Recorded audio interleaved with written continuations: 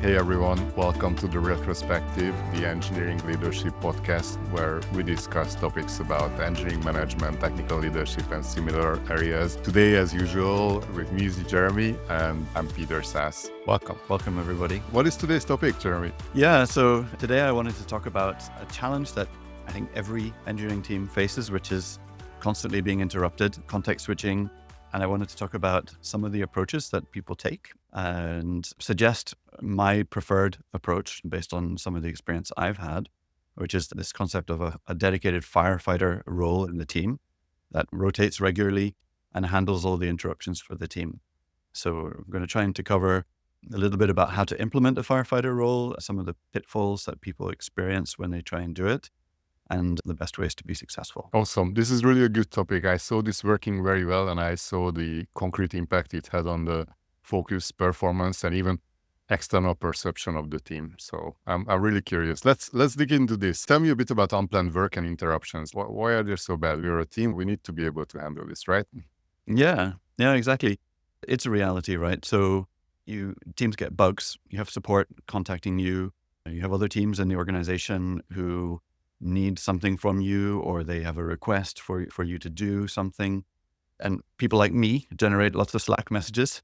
I joke because obviously Slack is there. It's an ever present. And maybe some people still have email and use email and work too.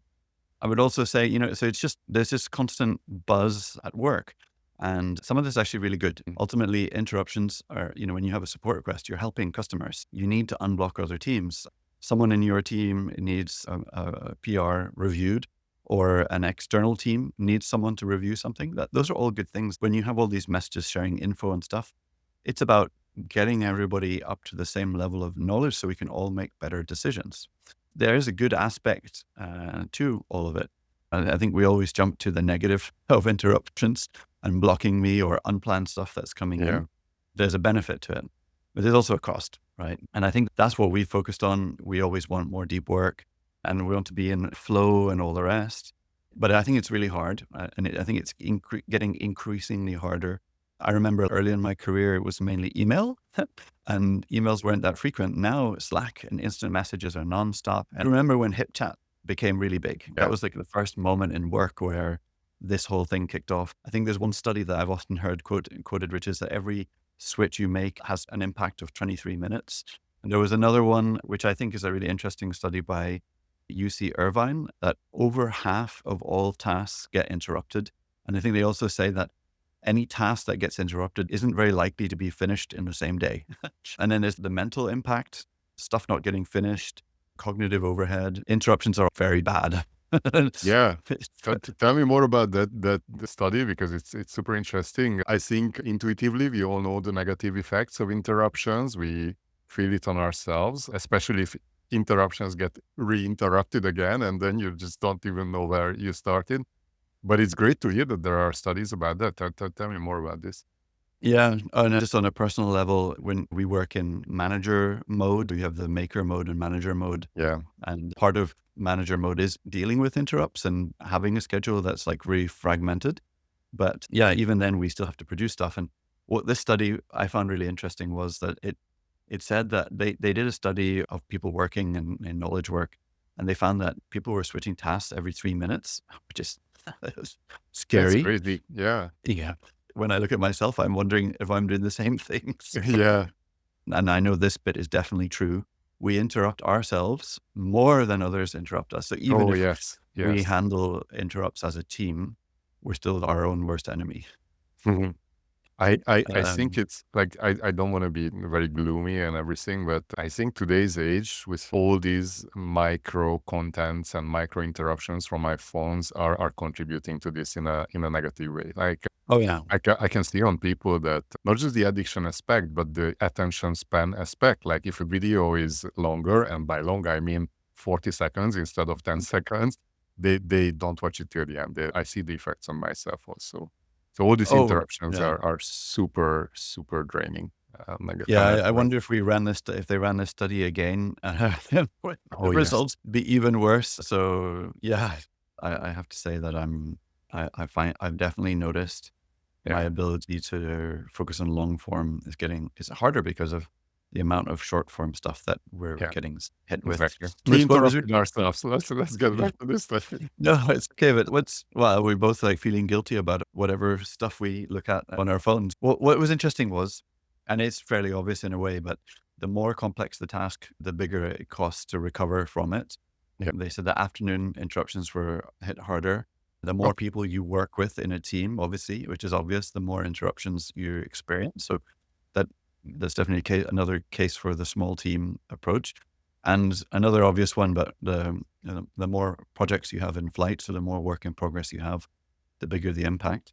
And then what was interesting also was if you're interrupting yourself, like we said, if I'm switching and then going back, there's actually a faster recovery time in terms of being able to be back on task.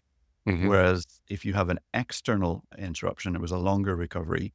And that if you're interrupted, if you're in flow in a deep task, you're less likely to get back, or maybe it says you might never get back to peak focus. And yeah, so this is the thing I mentioned earlier, but only 40% of interrupted tasks get completed the same day. That's super bad Uh, because I guess if you add the lost time and different focus for the night, then it's just so much harder to get back into the focus the next day Exactly. and finish the task. Yeah. Yeah, even if you're interrupted in the day, just the ability to get back to that deep focus to finish out the task. And this is the final interesting bit. This is how we're all coping, right? This is what I find interesting. We all work faster and we're getting more stressed because of it. And I can feel it. Like I feel more stressed today with everything that the way that the world feels like it's spinning faster, because you have to step up your pace. And yeah, the most productive hours are early morning, and that's true. I find I'm up early and I can get stuff done in a focused way that I struggle later in the day to do. I'm And this is curious the to know if this is because you have less external interruptions because others are still sleeping. yeah, exactly. But even Possibly. then, I see people who get into work early. That's their productive moments Mhm. before then there's a buzz in the office or whatever. The biggest way that we interrupt ourselves is checking email or messaging. Well, I guess Mhm. in this case, Slack. And I know Yeah. that's the case for myself. What I find interesting about all of this is there's two parts. There's like a personal productivity and interrupting yourself, but there's also the bigger cost Yeah. on a team that's trying to get projects done and that's trying to get big tasks done, and they have interruptions coming into that team. And it's a huge cost to actually the productivity of the team. Yeah, that's what I wanted to ask you about. Like I think we talked a bit about the personal aspect. Let's elevate it to the team aspect and see what how does the worst case scenario look like? Describe a team that's constantly interrupted. They have a load of projects in flight. They're constantly being interrupted. They're in what I would call like a reactive mode, and they're not in charge of their timeline and delivery anymore. Quality of what they do is decreasing because they have to ship something because there's more pressure, but they never hit their deadlines. Struggling with tech debt because it's a spiral. You get worse and worse out of control, and so you make things worse and worse over time. I think the energy in the team and the morale decreases. And obviously, your external stakeholders and your customers of the team start to lose trust with you because of the way the team is functioning. It can be really dire. Things can turn out really bad if teams don't find a way to deal with this. It sounds like really a lose-lose situation, and it's very sad and ironic because it's coming out of a need to be better and respond to all the interruptions on time, but in reality, the result is negative. So Yeah. how did you see teams solve this problem? Because as you say, it drains team energy, morale, it erodes customer trust. So they know that this is not a good place to be at. What are the common approaches you've seen? Yeah. So I think there's really kind of three main ways. And the first is kind of where you start out, and it can work in an early stage small team. It can work in an early stage startup as well, but it's essentially that you don't really have a process. The team just decides, you triage stuff and you prioritize as it comes in. And it's, if you think about your time, you have mini slices every time an interrupt comes, and you try and have a fast, flexible way to handle stuff. And it can work. And it can work at a certain level, especially if a team is taking on board some of the common advice that you are given for handling interruptions, which generally work at this stage, which is having some kind of focus time in the team where the try and avoid having too many topics in flight for members and for the team, and having some kind of way that some kind of framework for communicating with the outside world, maybe a specific channel, maybe some kind of, okay, this is a bug. It's not too serious. I'm going to put it in the backlog and we'll do it in the next sprint kind of approach. Like all of this, having some kind of lightweight framework, this is where most teams sit and are Mhm. most like, that's like the almost the default mode. And I think that works, right? I think it works for a certain stage, but I think the wheels can come off quite quickly as teams become bigger. So we talked about the connections between the team, Yeah. create more interrupts. If a business becomes more successful or your product is growing, you have more users, Mhm. more customers, more support requests, more things going on, or you're part of a busy organization where there's just a lot going on. I think that then what you end up happening is that your backlog explodes. Your team is constantly context switching. Your sprints if you're using sprints, you might not be meeting your sprint goals, Mhm. or you'll see if you're in Kanban mode, your tasks will get stuck, not be advancing. And then you'll be bunching up. You'll fall into all sorts of traps of trying to still push more. And ultimately, you're not predictable. Your delivery is not predictable anymore because of all those interruptions that are sidetracking you all the time. Yeah. Yeah. This is a good summary. The way I see this ad hoc approaches or early stage approach is that it focuses a bit more on the individual than on the team. Like it has some good ideas and prescriptions for individuals, the focus time, the limiting task shifts, but it doesn't have a holistic approach to the whole problem of interruptions. So, but I love that framing, actually. I think that makes a lot of sense. and I think, I mean, I don't know what you're gonna come up with, but I think later approaches, I hope that they are a bit more holistic and acknowledging approaching the interruption problem better. What else did you see working in bigger teams or more successful teams that were handling this?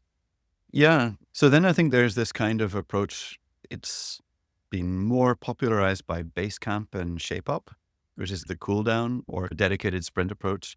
Essentially, you try and ignore all of the majority of your interrupts, and then you handle them in batch mode.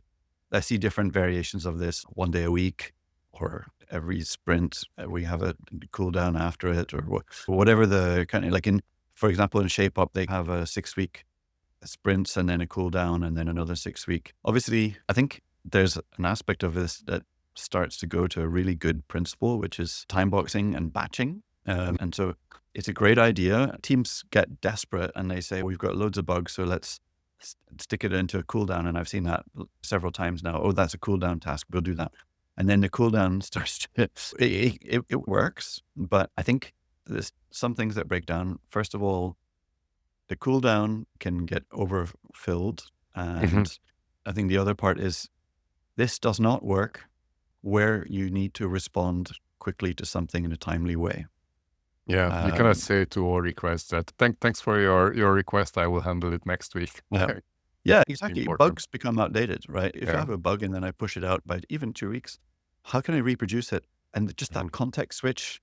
Also, the thing about bugs is the longer you leave it to fix, the longer you are from when you originally wrote the code and the harder it is to switch back into Yeah. the context of that. So, at least for me, I feel like bugs should be, we want to triage and fix bugs as soon as possible and fix them as early as shift left, but fix them as early in the process. I think those cooldowns can overflow. Obviously, the user experience of this is not great. We talk a little bit about it. I mean, Um, arguably, it's if you talk about user experience, like the customer perception of the team and the service the team provides, arguably there is an improvement because at least the team is more predictable exactly. than the ad hoc handling. So the stakeholder might be upset that his problem is only going to be handled in 2 weeks, but that's something they can plan with, as opposed to the ad hoc when one request gets handled immediately and the other one in 3 months. But that's exactly it. So you are trading off on being more predictable on delivery for the responsiveness and so on. But I think, and so this can work, and it does work. And where you'll see it's not working is you have these crises that interrupt. And I think that your team with this mode is also going to struggle on that user survey, the user responsiveness. So I think it's very hard to run in this mode and avoid interruption still. Yeah. Because Yeah. what you end up with is a combination of cooldown and ad hoc. Yeah. operate properly. I guess it depends on the discipline and how well you can keep it. But to your point, like if production is down, then you cannot just push it to the cool down period. So yeah, whatever discipline you keep and however strong you push back, there are always interruptions that are creeping through. Yeah. Okay, so thanks for these approaches. Tell us a bit more about the firefighter role because it seems Like, like that's a good compromise. honestly, this is the pattern that I found works really well, especially when you have a bit more of an established organization, regular support, regular things flowing into the team, or you're part of a bigger organization. And I mean, no matter how much we try to remove dependencies between teams, we still have to communicate. Or especially, and this is also an important role, I would say, for platform teams that provide a service internally to other Yeah, teams of organization, where they have both a build and a run. And most teams have some run element.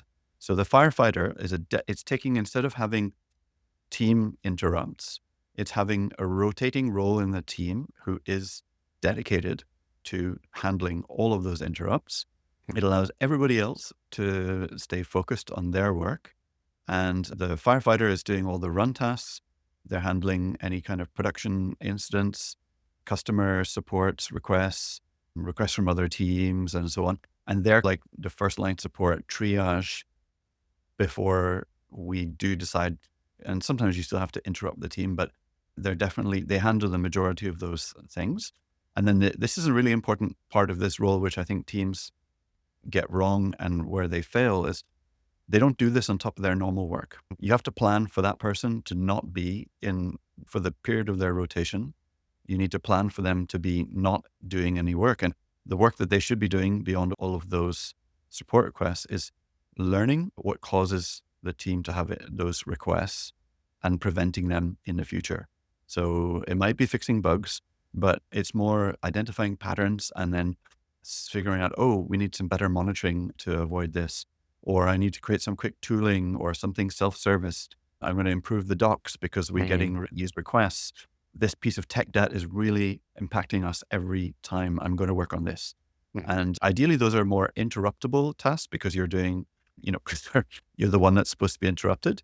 But I think this is a person that can work in that more ad hoc mode, but just that one individual with a prioritization.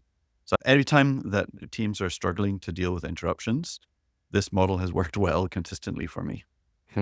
That's interesting. Let's talk a bit about the practical aspects. Like how do you implement something like this in a team? What are the things to pay attention to? And then maybe you will answer before me posing some of the questions about the risks. So I think the rotation is something. So when you're implementing, I think there's some patterns for success. I think the minimum of a rotation for the role is 1 week, though often 2 weeks is what people do because you have enough time to actually tackle some of the debt stuff. And essentially, you need long enough time to build some context, but it can't be so long that you get frustrated or burnt out from all of the interrupts. If you're working in sprints, it makes sense to wrap it, to have it aligned with the sprints that your team is doing, have it the same cadence as the sprints. And I think it's important to have some kind of handover between the people who's finishing and doing the next one, providing maybe some kind of status on ongoing stuff if they're going beyond. There's also having some kind of clear criteria for that person that you develop over time to escalate into the team if you can't handle things yourself. Also, if you're being overwhelmed by a lot of issues, then that's also an important part. By the way, if that one person is being overwhelmed all the time and every time, then I think the team has an issue that goes beyond needing a firefighter role. I think at that point, you need to maybe reconsider what is triggering and needing so much that it takes more than one person to constantly handle those issues. Yeah. I think in these cases, the person who cannot handle it because there are just too many interrupts, I think that person is going to have a very good idea of how to make an impactful improvement in the systems and just get into a better stage. Maybe it's documentation, maybe it's setting up some self-serve system, maybe it's just tech that, Yeah, exactly. Yeah, and I mean, and if the team can't handle that in the course of that firefighter time slot, then they need to prioritize those tasks as part of the actual sprint, or prioritize it in their backlog to make it a whole team focus. And I think just the last thing is having some kind of tracking of the kind of requests coming in uh, is helpful to be able to spot the patterns and to look back and Mhm. be a bit more data driven. I'm just trying to say this in a way that I'm not just saying create tickets, Yeah, because that's what I wanted to sometimes ask it you. can be really evil and over heavyweight and so on. But yeah, some kind of way to just understand what Yeah. all requests that you have. What I like working is that teams keep open their, usually Slack or some internal chat tool. They are open to requests. They have a dedicated room, and the firefighter is immediately responding that, okay, I will start to take a look at it, and says, oh, while I'm looking at it or starting to address, can you just make sure to create a ticket for this? You can link this chat, whatever, just because in Yeah. this communicates that the issue is not held up until the person creates all the administration, but still puts the responsibility on the original requester to create the ticket, and enforces this culture that's the culture of documentation being data-based. Yeah. Maybe I would say I think that there is even better ways to handle that now than say, I've got this, but please create a ticket. I still think create a ticket is a horrible thing to say to Yeah, somebody. yeah, I hear it. And now Yeah, you can, if you're using Slack, and I think most people are, yeah. or I hope most people are, hope you're not condemned to Teams, but I think you can do this with Teams too. But I it's, think some of our you, listeners are, so yeah, sorry for you. But what you can do is you can have emojis that you can tag yeah, on a Slack message that triggers a workflow that creates a ticket in whatever, in Jira or Linear or whatever tool you're using, and it just keeps the thread of that message in sync with your ticketing. And then afterwards, you can do whatever triage you want, and maybe some of your emojis that you can add can help like triage that. But saying create a ticket for me is just not something that I'm really a fan of. yeah, You it's know, not really a service attitude. exactly. It's not user friendly. It's not user focused. It's not Yeah, customer focused. yeah, So mini rant over, but that's, yeah, I wish that people would focus more on making it easier. And especially if you're dealing with customer support or sales, it's such a barrier for them, especially sales when they have requests. They're running in the field, trying to chase customers, usually not very technical. And we need to meet them where they are and not put straitjackets and processes around yeah. them. That's maybe, And yeah, that's my, I often saw the frustration of someone reaching out with something. Hey, I noticed the bug in your systems. It doesn't hold me back. It's not a problem for me. I'm just helping you out by letting you know, and receiving a feedback saying that, okay, create a ticket for that. It's really frustrating and teaches the person not to reach out next time. Okay, yeah, exactly. let's get out of this rabbit hole of communication culture and just continue. I really like this approach of the firefighter because externally it shows up like a 24/7 support, always available approach, and that can be really good for everyone interacting with the team. And it also creates focus time for the people who are not on the firefighting role, and they can do some deep work. What are the common pitfalls? Why? How do you see this failing, or what are the things that we are creating for this better service? Yeah. So some things that I've seen. So first of all, the trap of making the firefighter a permanent part of somebody's job. Oh yeah, Either, no, don't like do the that. best engineer because they know everything, which is awful because you need to push like junior members of the team. They might need some support, but this is how you learn. And we need to take the training wheels off, but maybe it's a pairing. But there needs to be a point where the junior people in the team need to be able to handle this role. The other trap that I see, which I really dislike also, is the manager of the team fulfills the Mhm. role. I think if you're a hands-on manager, it's perfectly acceptable for you to have a rotation, and you should be having a rotation as the firefighter, just like everybody else in the team. But what I don't think is good is if you permanently do it. I just think it's a real anti-pattern. The other one that this is the where this implementation always fails down when people think of it, and they make the firefighter still have work in the sprint or whatever. And this is like this is why a lot of this fails, because you just overwhelm someone, and their work is still late because of all the reasons we talked about earlier. And then the other ones we briefly talked about, not having a plan when you have multiple things kicking off that are overwhelming the individual, and not having a handover. And so stuff falls in the cracks when you rotate and you don't have a handover of the in-flight topics. I think then customer service suffers as well. Or what's worse is you take it with you into your next sprint. So you have to, if you're going to take it in, you need to plan it as work in the next sprint that you're going to do, but it needs to be really explicit and not like a side thing because, oh, I was helping that person during my firefighting rotation and now I'm just going to continue somehow. Like that, those are all the danger Yeah. points or the pitfalls people can I, fall I, into. I especially can resonate with the juniors on Firefighter. I saw this working amazingly in one of the places I worked at. There was this junior engineer who was not very experienced, and and she was afraid of this role, but she really shone in this place because she had very good soft skills and to help people who were reaching out with requests.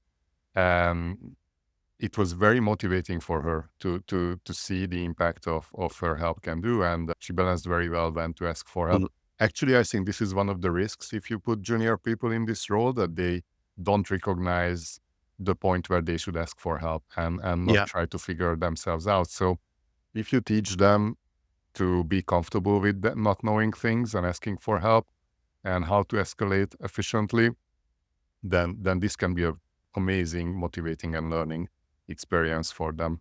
Yeah. Yeah. We should reference the podcast episode we did about what makes a senior engineer because It is, this is yeah. exactly the skills that this is part of that growing of a junior person into a senior and the kind of the skill set that they need to learn in order to Yeah. improve and grow. So yeah. Yeah. Quick question before we summarize and say goodbye. You mentioned the importance of knowledge transfer and to make sure that handover is happening efficiently. And I agree because I think one of the values in these firefighter situations is that the internal knowledge is increasing in the team if it's done well. So I'm curious, what are some practical ways you found working about this handover to make it efficient?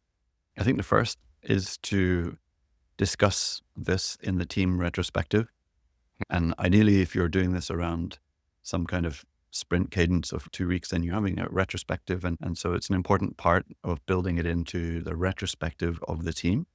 And I think then it's maybe obviously sharing what you're learning continuously in the daily and so on.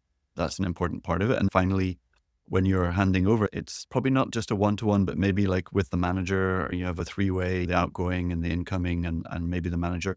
I'm not sure I would have the whole team involved in Yeah, it that's what because I'm thinking about. I guess that's it where depends on the you team cover that in size. the retrospective. Yeah, Yeah. sorry.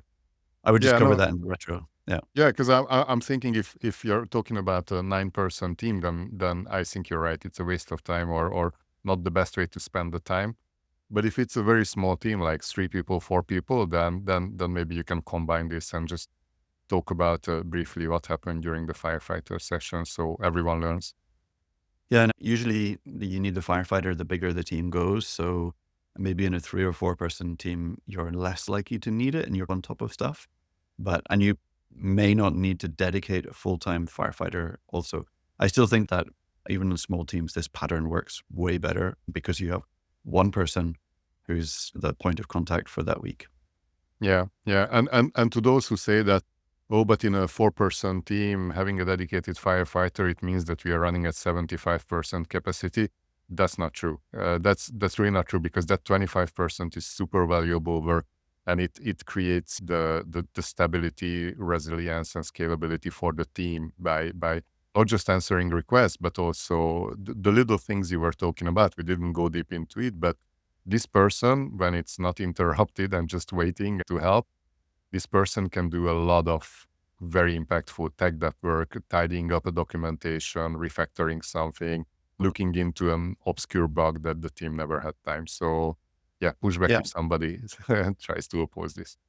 Yeah. Plus, you're just making the invisible visible by having that dedicated capacity. And Yeah. a lot of our work is just about making stuff visible and visualized. And if the true capacity of the team is that, then that is just much better. All right. We are nearing our end. Let's wrap it up. What are the key takeaways? How to handle interruptions in a team? Yeah. Interruptions are good. interruptions are bad. And what we're trying to achieve is not to eliminate all of them, but to handle them more efficiently and learn from the interruptions by constantly and regularly improving how the team works. And a great pattern for that when ad hoc handling of incoming requests starts to break down is to have a dedicated person in the team. In this case, I call it the firefighter. And they shield the whole team. You regularly rotate that role and you have some kind of handover.